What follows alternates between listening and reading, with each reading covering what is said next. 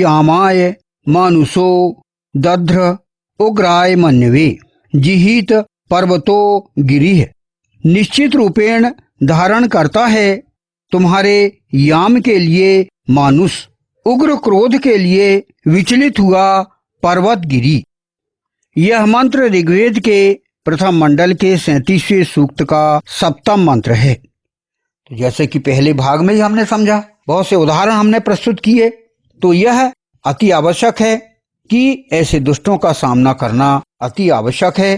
तभी वे जो अड़े हुए हैं पर्वत के समान, गिरी के समान, दुष्टों को प्रकंपित करना ही होता है। जो अपने दुष्ट अपने अपराधों को लेकर पर्वत की तरह अड़े हुए हैं, तो सत्पुरुष इन दुष्टों को कैसे प्रकंपित करें, यह इस पर हम विचार करते हैं। यदि प्रकंपित करना का अर्थ ऐसे अपराधी व्यक्ति को उसके अपराधों के परिणाम का सामना करने के लिए विवश करना है, तो सत्पुरुष का मार्ग व्यक्तिगत हिंसा या भय पैदा करना नहीं, बल्कि सत्य, प्रमाण, न्याय और दृढ़ता है। पर्वत जैसे अड़े अपराधी के सामने सत्पुरुष की रणनीति तैयार करना अति आवश्यक है। ऐसे व्यक्ति के साथ हम कैसे सामना करें और क्या रणनीति, क्या कूटनीति बनाएं, इस पर हम विचार करते हैं। पहला, हम स्वयं पर्वत की तरह अडिग रखें। हम अपराधी के दबाव, धमकी या उकसावे में आकर क्रोध में प्रतिक्रिया ना दें। तो सर्वप्रथम हम, जैसा कि पर्वत होता है वह अडिग होता है, उसी प्रकार हम स्वयं भी पर्वत की तरह अडिग रहें। फिर सत्य को प्रमाण में बदलें। वे कैसे? घटना, तारीख, स्थान, संदेश, दस्तावेज और गवाह जैसी वैध जानकारी सुरक्षित रखें। केवल आरोप लगाने के बजाय तथ्य सामने रखें। तो यह आज के पर्वतों, जो दुष्ट हैं, जो पर्वत के समान अड़े हुए हैं, तो ऐसे लोगों से हम कैसे सामना करें, इस विषय में हम विचार कर रहे हैं। तो उनके सबूत इकट्ठा करें कि वो अपराध किस प्रकार कर रहे हैं। इसके लिए हम, हमारी इंटेलिजेंस संस्था है, उसका हम सहायता ले सकते हैं। फिर स्पष्ट सीमा निर्धारित करें। वह कैसे? शांत लेकिन दृढ़ शब्दों में कहें कि अपराध या अन्याय स्वीकार नहीं किया जाएगा, उचित प्रक्रिया के अनुसार कार्यवाही होगी। यह जो है, हम उन अपराधियों को सूचित करें, हमारी सीमा इससे निर्धारित करें। फिर हम अकेले शक्ति परीक्षण ना करें। यदि सामने वाला हिंसक या खतरनाक है, तो उसे सीधे भिड़ने के बजाय विश्वसनीय लोगों और संबंधित संस्थाओं की सहायता लें। जैसा कि हमने अभी कहा, हम पूरी प्लानिंग बनाएं और जो हमारे पास इंटेलिजेंस है, जो हमारे पास सक्षम और प्रशिक्षण लिए हुए जो गुप्तचर संस्था है, उनसे हम सहायता लें। फिर कानून और संस्थागत शक्ति का प्रयोग करें, जिसमें पुलिस, न्यायालय, प्रशासन, कार्यस्थल की शिकायत व्यवस्था या अन्य वैध संस्थाओं के माध्यम से कार्यवाही करना आधुनिक समय में दुष्टता को झुकाने का अधिक प्रभावी मार्ग है। आज हम यही कर रहे हैं, आज के आधुनिक युग में। फिर अपराधी को नहीं, अपराध को लक्ष्य बनाएं। यानी सत्पुरुष का उद्देश्य बदला लेना नहीं, बल्कि अपराध रोकना, पीड़ित की रक्षा करना और न्याय स्थापित करना होना चाहिए। तो इस प्रकार इसे हम कैसे समझें?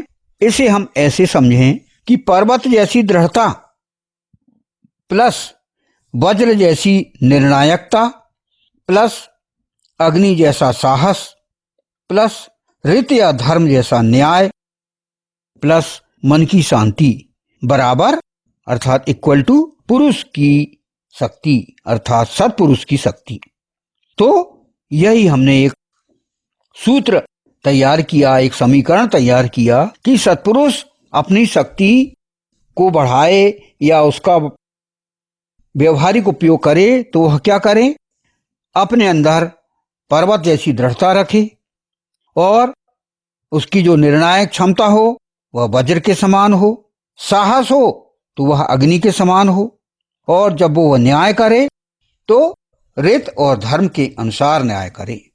और फिर मन की शांति के साथ इस प्रकार जब हम पूरे समीकरण को जोड़ते हैं तो यही सत्पुरुष की शक्ति बन जाती है। इसलिए वास्तविक प्रकंपन यह है कि जो व्यक्ति अपने अपराध में पर्वत की तरह अड़ा हुआ था, वह सत्य और न्याय की दृढ़ व्यवस्था के सामने अपने अपराध को जारी न रख सके। और एक महत्वपूर्ण बात, सत्पुरुष की श्रेष्ठता इस बात से नहीं मापी जाती कि वह किसी को कितना भयभीत कर सकता है, बल्कि इस बात से कि वह अन्याय को कितनी दृढ़ता और विवेक से रोक सकता है। तो यह है वह बात जो कि हमें उस पर्वत को विचलित करना है और उसे किस प्रकार हम प्रकंपित करें, यह एक सकारात्मक प्लानिंग हमें यह ज्ञात होती है। यानी हमारे जीवन में यदि ऐसा कभी आए कि कोई अपराधी दुष्ट जो पर्वत के समान अड़ा हुआ हो, तो हमें इस प्रकार के सिद्धांतों को अपनाकर, इस प्रकार की नीति को अपनाकर हम उसका सामना करें। अनेकों उदाहरण भी हमने दिए पिछले भाग में। आजकल के आधुनिक उदाहरण भी अनेकों दिए जा सकते हैं जब अपराधियों को कूटनीति और पूरी प्लानिंग के माध्यम से ऐसे पर्वत के समान अटल दुष्टों को झुकाया गया। तो यहाँ पर हम अब ये जाने कि मानवता के लिए क्रोध कितना उचित है। मानवता के लिए क्रोध उचित है, यह इस वेद मंत्र से हमें पता लगता है। जैसे कि इस मंत्र में कहा ही गया है कि निश्चित रूपेण धारण करता है तुम्हारे याम के लिए मानुष, उग्र क्रोध के लिए विचलित हुआ पर्वत गिरी। उग्र क्रोध जैसे कि पहले भाग में हमने जाना, तो यदि हमें मानवता की रक्षा करना है तो क्रोध करना उचित बनता है। तो मानवता के लिए वैसे तो क्रोध ना पूरी तरह अच्छा है ना ही पूरी तरह बुरा है। इसका हम विश्लेषण करें, उसका मूल्य इस बात पर निर्भर करता है कि क्रोध किस कारण से उत्पन्न हुआ, उस पर कितना नियंत्रण है और उसका उपयोग किस उद्देश्य से किया गया। यह हम इसको गंभीरता से जानें कि क्रोध का उपयोगी हो सकता है।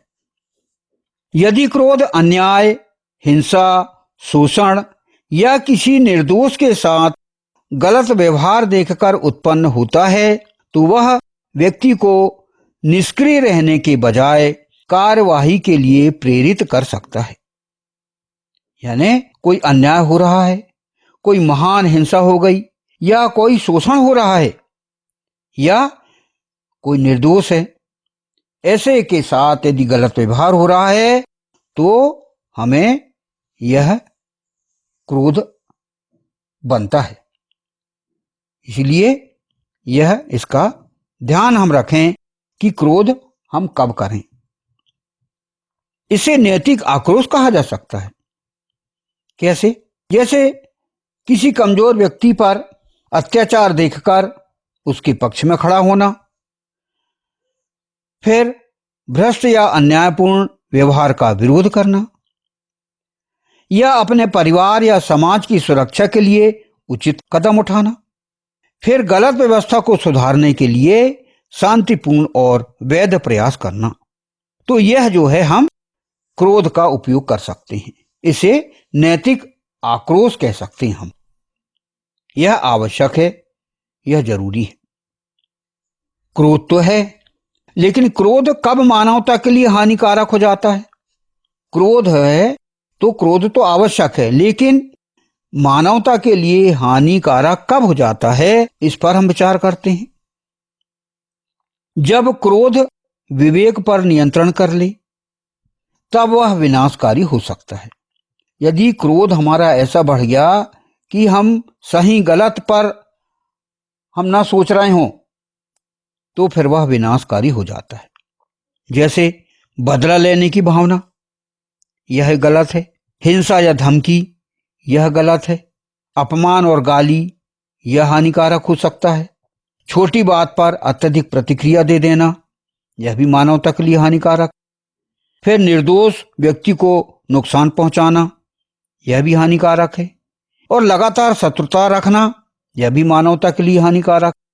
इस स्थिति में क्रोध अन्याय को समाप्त करने के बजाय एक नया अन्याय पैदा कर सकता है।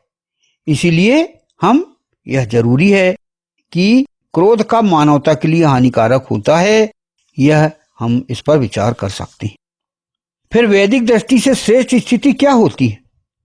वैदिक जीवन दृष्टि में मनुष्य का आदर्श केवल क्रोध रहित होना नहीं, बल्कि अपने भीतर की शक्तियों को संयमित करके उचित दिशा में लगाना है। इसे एक सूत्र में हम समझ सकते हैं। यानी वैदिक दृष्टि से एक श्रेष्ठ स्थिति हम बना सकते हैं।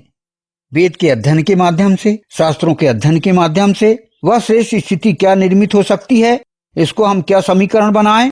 वह है, यदि क्रोध आए तो हम संयम रखें, और संयम जब रहेगा तो हम विवेक का सही उपयोग करेंगे, और विवेक का उपयोग जब करेंगे तो हम दृढ़ निर्णय करेंगे फिर, और जब दृढ़ निर्णय जो होगा हमारा, तो वही हमारा न्यायपूर्ण कर्म होगा। तो इस सूत्र के आधार पर हम चलें, यानी क्रोध, फिर संयम, विवेक, फिर दृढ़ निर्णय और न्यायपूर्ण कर्म।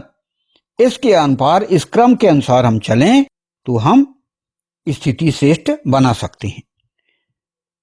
यदि किसी गलत कार्य को देखकर आपके भीतर तीव्र प्रतिक्रिया उत्पन्न होती है, तो उसे तुरंत हिंसक प्रतिक्रिया में बदलने के बजाय साहस और न्यायपूर्ण कार्यवाही में बदलें। यह सही स्थिति है।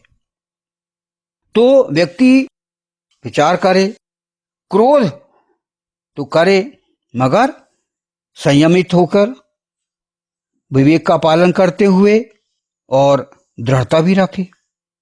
तो यहां पर बात एक सामने आई कि क्रोध और दृढ़ता ये अलग अलग बातें हैं।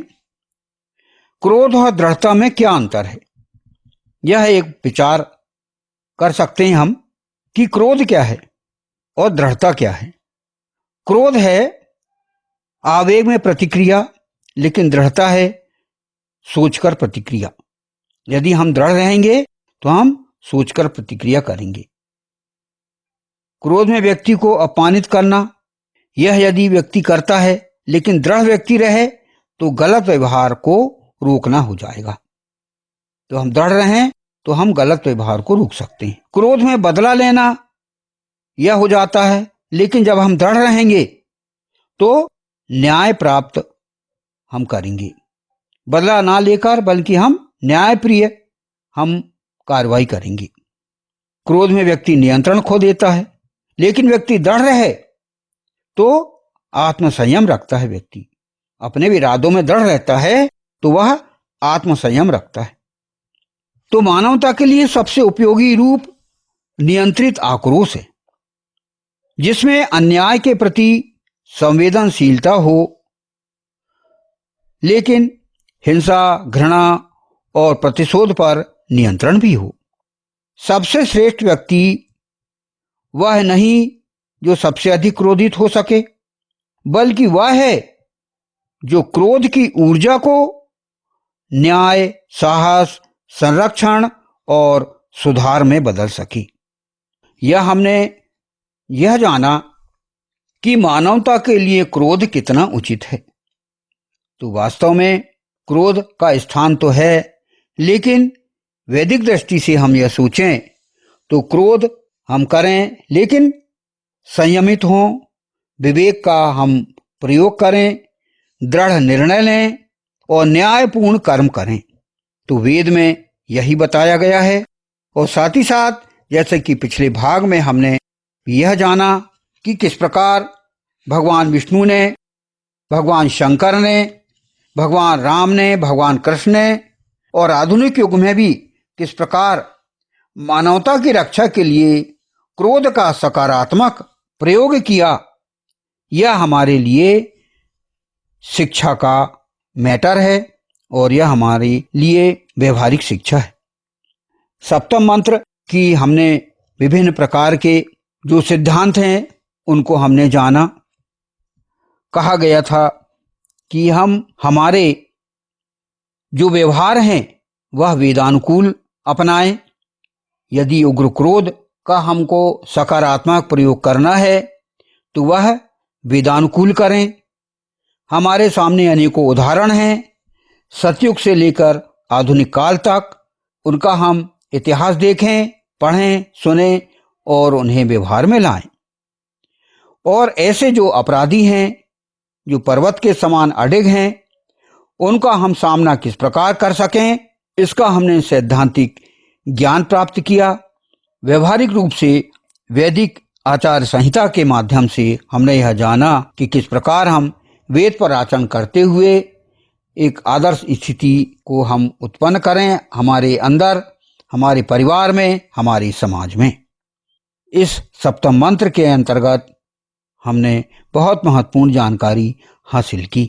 सदा हम अपने क्रोध पर नियंत्रण रखें और क्रोध का सकारात्मक उपयोग करें। इस प्रकार इस मंत्र को हम इतिश्री करते हैं। निश्चित रूपेण धारण करता है तुम्हारे याम के लिए मानुष, उग्र क्रोध के लिए विचलित हुआ पर्वत गिरी। ओम नीवो यामाय मानुषो दध्र उग्राय मन्यवे, जिहित पर्वतो गिरिः। ओम। वैदिक पर्सपेक्टिव के इस YouTube चैनल को सब्सक्राइब करें, वीडियो को लाइक व शेयर करें।